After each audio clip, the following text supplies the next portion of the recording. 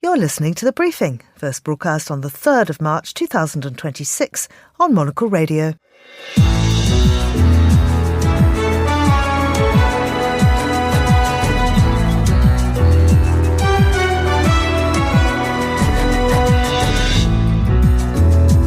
Hello and welcome to The Briefing, broadcasting to you live from Studio One here at Midori House in London.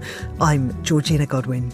Coming up on today's programme. As you know, Ayatollah Khamenei was not only the political leader of Iran, but it was a high-ranking religious leader for millions of Muslims.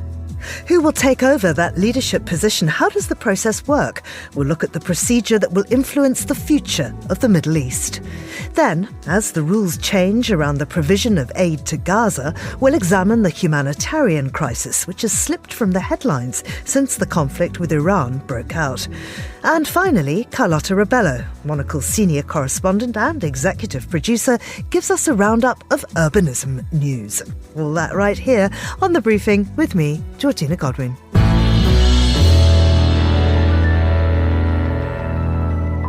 Who will lead Iran? It's the question that defines the entire future of the Middle East. To look at how this decision is taken, I'm joined now by Tara Kangarlou, who's a journalist for the NBC, CNN and Al Jazeera, as well as the author of the book The Heartbeat of Iran. Tara, many thanks for joining us once again. Now, as we know, Islam is divided between Sunni and Shia. I wonder if you could tell us the difference and why this matters in Iran. Georgina, thanks so much for having me. Indeed, religion certainly plays a factor in how the ecosystem and the dynamics were set up, if you so will, between the Islamic regime of Iran and its neighboring countries in the Gulf. The Gulf countries are predominantly Sunni nations. You can argue that the leaders of the UAE, Saudi Arabia, they're Sunni, but of course of extremely conservative backgrounds, as are the leadership in Iran. And you mentioned the supreme leader who was killed on Saturday. And many in the region, again, the followers of the Shia sect, see him as a leader to save and serve the oppressor. And when I was speaking with sources very familiar with these sort of religious dynamics and nuances, if you look at it, of course, through this prism, they would tell you that very much so he wanted to die as a martyr. And those followers of his, whether it be in Pakistan, Iraq, Lebanon, and elsewhere around the world and the region, see him as that. So again, it is certainly a dynamic that was built on these sort of religious divides between the Sunni neighbors in the Gulf and the predominantly Shia forces in Iran and, of course, Lebanon and Iraq. However, Georgina, what we are seeing now is a power play. It's a political game, and it has everything to do with the interests of those who are playing this game, whether it's Israel, the United States, Iran, fighting for its survival, and, of course, the Gulf, who are all caught up in this. So I think perhaps then if we begin by defining what the role of a supreme leader is, Indeed, before we talk about how the next one will be chosen. Absolutely. So the supreme leader of Iran, Ali Khamenei, essentially held an iron grip over the country for more than 30 years. We have to remember when the Islamic regime was formed in 1979 and the founder of the revolution, Ayatollah Khomeini, came to power immediately after what happened. It was an 8-year-long Iran-Iraq war. And so the country was involved in that conflict that some argued killed nearly 1 million Iranians. And that's when, after Ali Khamenei came to power and he became the commander-in-chief. So the IRGC, as we see it now, is the result of this man's architecture and build-up over, again, nearly 4 decades. He built it with the understanding that he's surrounded by countries and forces that he saw as adversaries. And the way the regime is set up is multifaceted, it's layered. And right now, in some cases, it's not centralized. And there is mosaic planning that have been done across the country. And that's what we're seeing right now. So the commander-in-chief is gone. The supreme leader is no longer, but his apparatus, the most powerful force in Iran, the Revolutionary Guard, is in ways in charge. But the danger is that they are not centralized and they're all acting on their own, as, by the way, said by the country's foreign minister yesterday. So how does the power structure within the country work? Right now, we have the religious, IRGC, and executive branch. So the religious apparatus are the clergy, and in some ways, they're really disliked by the majority of the public. So you can just put them aside. The executive branch, again, no power really. So as I said, the power is maintained by the IRGC. Now, there are certain figures in the country who you can say are the key players, that being Ali Larijani, the head of the Security Council of Iran. He was very close to Supreme Leader Khamenei. He comes from a prominent clergy family, married to a woman whose father was one of the founding members of the Islamic Revolution and the regime. So he has a lot of sway, a lot of say. He was also part of the nuclear negotiations over the years. And then on the other hand, Georgina, you have another extremely powerful man, Ghalibaf. He's also an IRGC man, and he's a speaker of the parliament. So you have these characters right now who are, in essence, fighting for their survival, to maintain power in the day after whatever comes next. And then you have an IRGC, an apparatus that is heavily armed, extremely powerful, that is now acting in a decentralized way, destabilizing the region, because that's what they said. If we are destabilized, we are going to destabilize the region. So how will the next leader be chosen? The next leader at present, we can't say that concretely. However, the man who's acting as a de facto is a cleric, a 65-year-old cleric, Ayatollah Arafi. And he is very close to the clergy in Qom. He is also, again, close to the Sepah, the IRGC. He's part of a 3-member committee that is essentially a transitional group that will help lead the picking and election of the next supreme leader by the Guardian Council. And this man is in some ways a de facto supreme leader right now, but we can't say that he will be the next leader. And I want to be very careful with this. So if it's not him, who are the most likely candidates to take over? And do any of them represent meaningful change? Could we see this completely turning a corner? Again, as I said, the Mr. Larijani and Ghalibaf that I mentioned are power players. Then you have Arafi also playing. Also, I want to point out that we have no idea where the Supreme Leader's son is. There are rumors that he has been killed. We haven't heard from him yet, Mujtaba Khamenei. Then you also have Hassan Khomeini, one of the sons of the founder of the Islamic Revolution, also being outspoken. And then on the other hand, people might be asking where the reformist figures are in all of this. And they, in some way, more than ever, have been sidelined. So a lot of factors are playing in, but I want to emphasize that the main controller of power right now in Iran is the IRGC. And if this regime stands, the day after will be with the crumbles and remnants of the Sepah and the IRGC. And the question is that what Donald Trump has in mind? Does he want a broken Iran so that he can deal with a broken IRGC? And bottom line is, Georgina, that those bearing the brunt are the Iranian people, ordinary civilians who very much have been repressed by the Islamic regime for over 4 decades, and are now on standby to see what's next for them. They most certainly want to move beyond this regime, most jubilant over the killing of the supreme leader, but on their toes because they have no idea what's in it for them, what's coming after. And I may add, if I can, an extremely dangerous line that we are hearing from the United States from folks like former Secretary of State Pompeo, former CIA chief.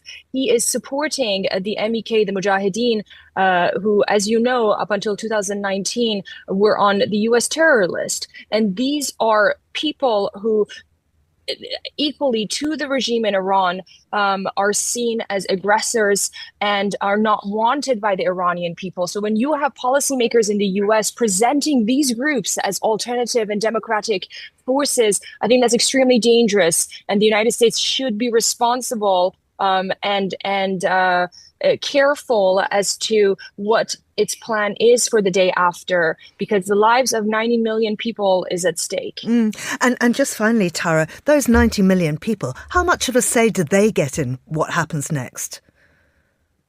Georgina, I've covered the region for many years. Unfortunately, you and I both know that people, ordinary civilians, have no say in what happens to them. Look at Iraq, look at Afghanistan. The United States went to Afghanistan to fight the Taliban, but is left with an Afghanistan that is now controlled by the Taliban. So the Iranian people are so worried of what that day after looks like, because they're also completely aware that countries don't have the interest of the people at heart, but rather their own interests. So that we need to pay close attention to.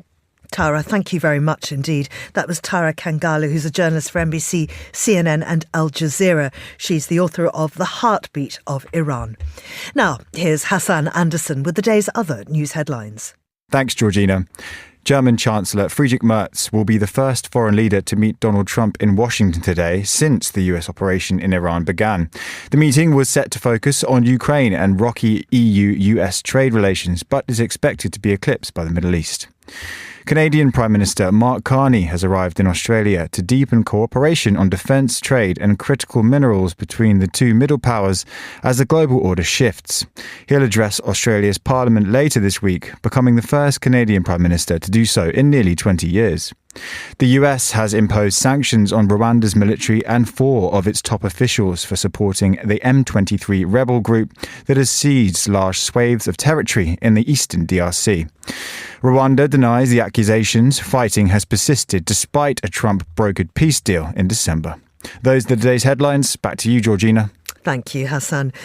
Now, there's much coverage on how the strikes on Iran and the subsequent fallout have affected the entire region. However, one group of people were at severe risk before the military action, and their future continues to look uncertain. These are the residents of Gaza, who are facing a humanitarian crisis. Well, I'm joined now by Shayna Lowe, who's a communications advisor for the Norwegian Refugee Council's Palestine mission, and Nagam Mahana, who's a contributor at The National, formerly based in Gaza and now in Istanbul. Nagam, if we can start with you, can you tell us about the scale of the crisis for those in Gaza? When the news broke of war between Israel and Iran, the shockwaves were felt immediately in Gaza, not because missiles were falling there, but because history has taught its residents that any regional escalation can quickly reshape their fragile reality. People in Gaza are watching what is happening around them for the first time from the outside. Previously, they were in the middle of the war itself.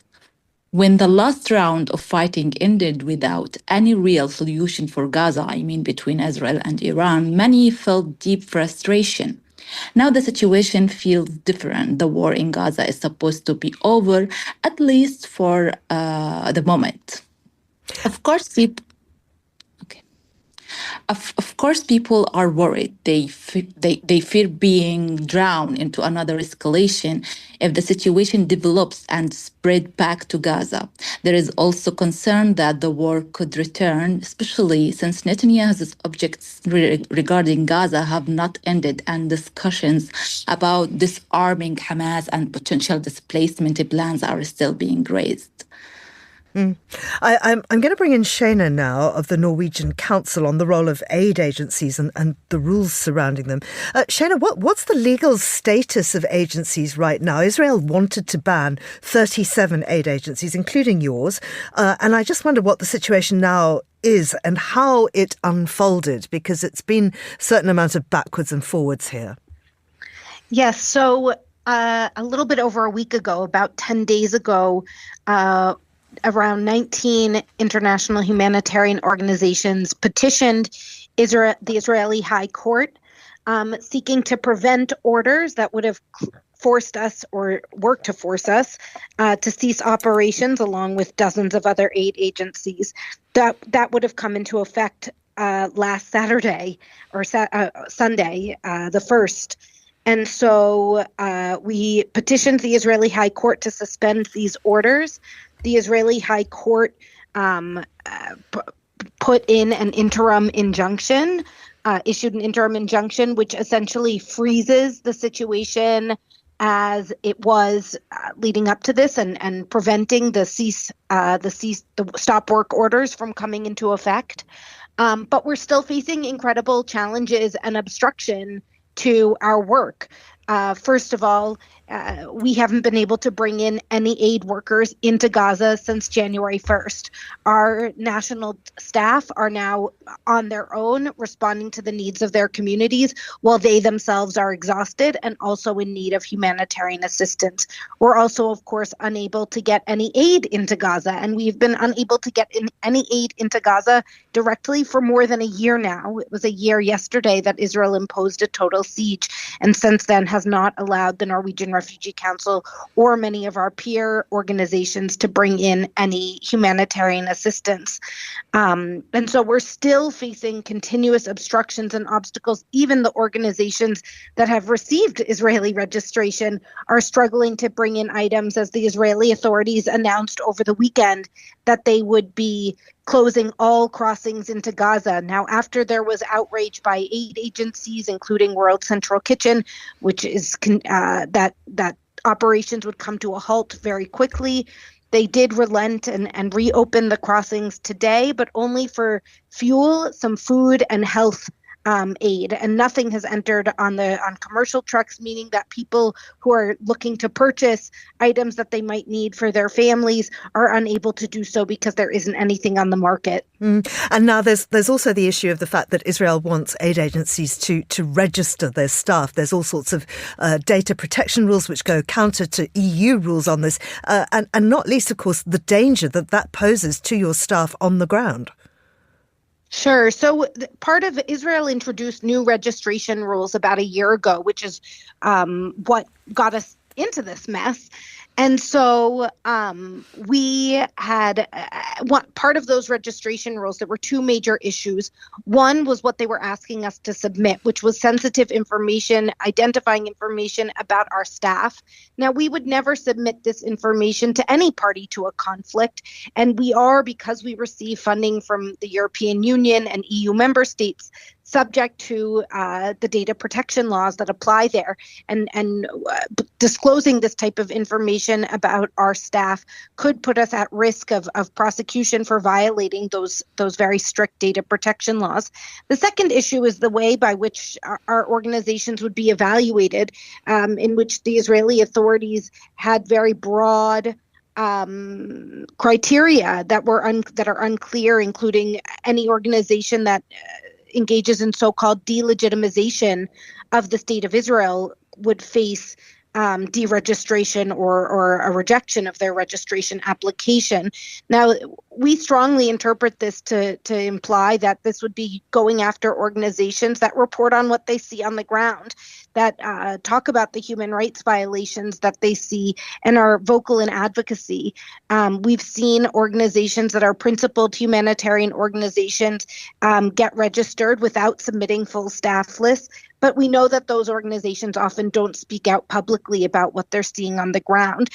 So what we're anticipating, and if the Israeli authorities have their way, we're going to see a narrowing of the space for humanitarian actors to operate.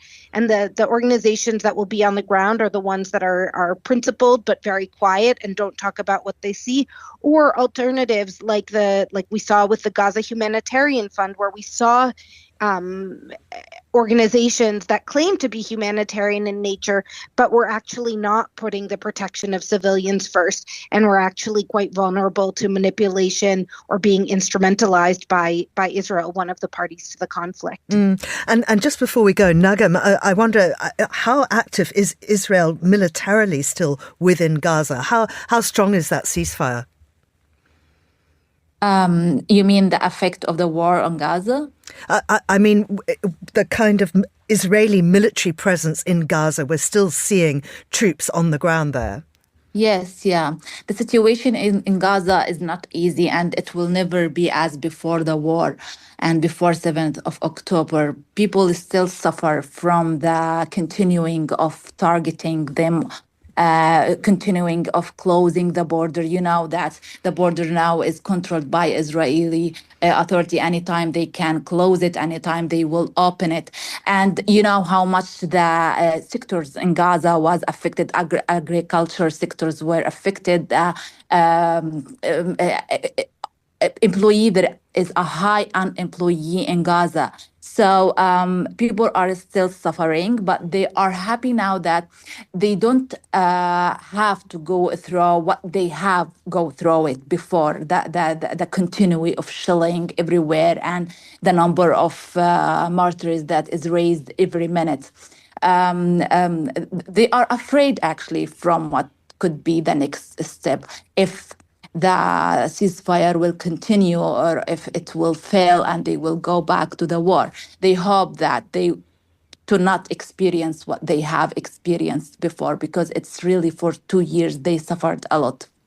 Nagam, thank you. Thank you very much indeed. That's Nagam Mohana, who's a contributor at The National, formerly based in Gaza and now in Istanbul. We also heard from Shayna Lowe, communications advisor for the Norwegian Refugees Council Palestine mission.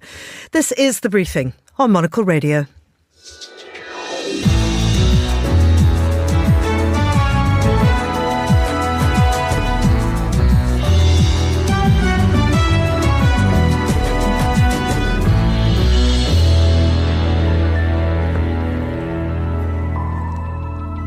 You're back with The Briefing on Monocle Radio, and Carlotta Rebello, Monocle's senior correspondent and executive producer, is here to give us a roundup of stories from the world of urbanism.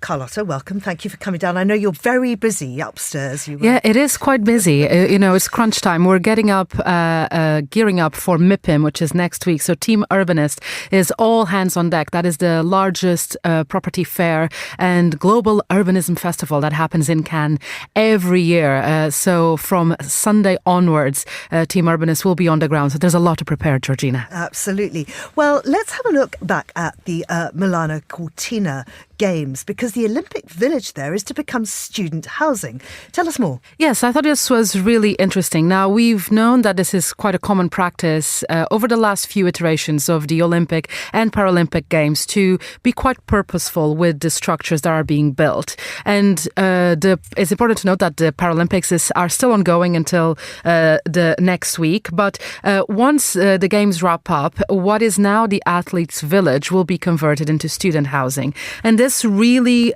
tackles one of the issues that Milan is having. Like many European cities, Milan is struggling with a housing crisis, but in particular what they describe as an affordable housing crisis. And who else more than students to be impacted by that? So this is going to combine this idea of long-term use. We need to remember that the village is built on a former railway yard in Milan. So it has already converted an area that was abandoned. And now after the Games leave town, students will be moving in, and it's not just about the housing, but all the public realm around it. There are squares, there are parks, there's these historic structures that have been all redefined and brought back to life. So it will be interesting to, in a few years from now, look back and see just how much it has been impacted. Now, the premiere edition of the Monocle 100 is out. It's absolutely beautiful. It's the people, the products, the policies, the places and more. The best spies, diplomats, chefs and makers, and of course, the best architecture. And you have a piece in here about building back better. This is all about Oslo and the Nordic Office of Architecture, their renovation of an Oslo district that was damaged by that terrorist bombing. I think it was back in 2011. You've written this wonderful piece about it, accompanied by these really great photographs, as indeed all Monocle articles are. But such an interesting piece of journalism. Tell us more. Yes, Georgina, it was such an incredible trip to visit the new government quarter in Oslo. We had a little behind-the-scenes access before the ministries moved back in. So as you mentioned, there was a terrorist attack that damaged and destroyed what was then the government area where a lot of ministries were, and killed dozens of people and injured many more. And this is really 15 years on a sense of returning to the city, its own, government area. And it wasn't just about restoring the buildings that had been damaged by the bomb.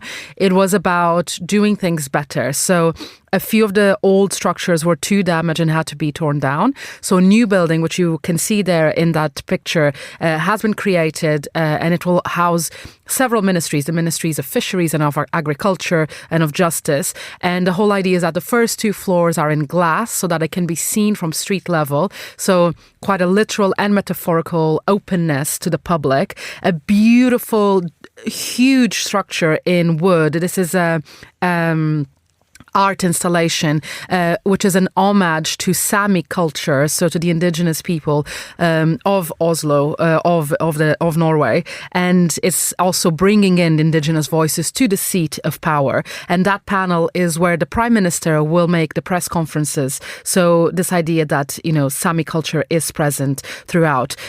It was really interesting because then 2 of the other buildings that remain, that have been refurbished, they were all now connected through these series of corridors called the Collaboration District. And they were telling me something like they think it's going to reduce almost up to a year of wasted time that civil servants would spend before traveling between different parts of the city to meet up just for a 10-minute meeting. And now they can just do in between these corridors that all have meeting spaces, a cafe, more informal areas. And a lot of wood has been used, and it's quite starking when you're there and you can see the actual forest in Oslo where the wood used in that building was sourced. So couldn't be any more sustainable than that. And to achieve the beautiful curves that you see there, they worked with Norwegian boat builders who are used to molding the wood to make those curves. So the main staircase, what they call the grand staircase, was built with the craftsmen and women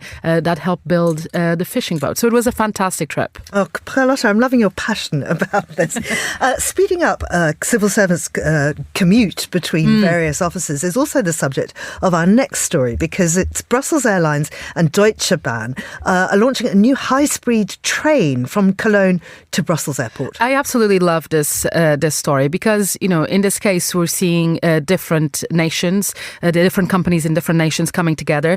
Deutsche Bahn and Lufthansa in Germany have collaborated already, and this is what they call an express railway link. And it's when you imagine you go and book a flight, and it can include your train ticket.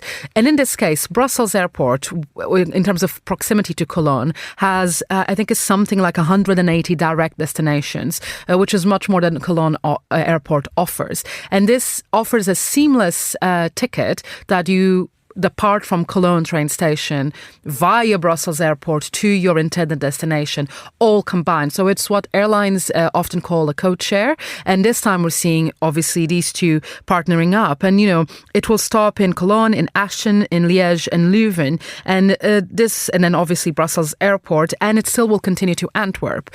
So it just really brings this idea of incentivizing train travel between places. And also, do you need a new airport if you can easily and seamlessly get to a different one, even if it's in a different country, by train in under 2 hours? So I think it's a wonderful partnership and makes me think about other nations that share close borders and airports close to the border across Europe that could perhaps invest in similar infrastructure, not just to bring some more money to the railways, which we know needs it in order to power this train revolution across the continent, but perhaps then questions about new airport infrastructure can be addressed this way. Carlotta, thank you very much indeed. That's Carlotta Rebello, Monocle senior correspondent and executive producer.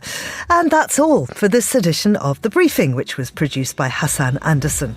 Our researcher was Annalise Maynard and our studio manager was Christy O'Grady. The Briefing is back tomorrow at the same time. I'm Georgina Godwin. Goodbye and thanks for listening.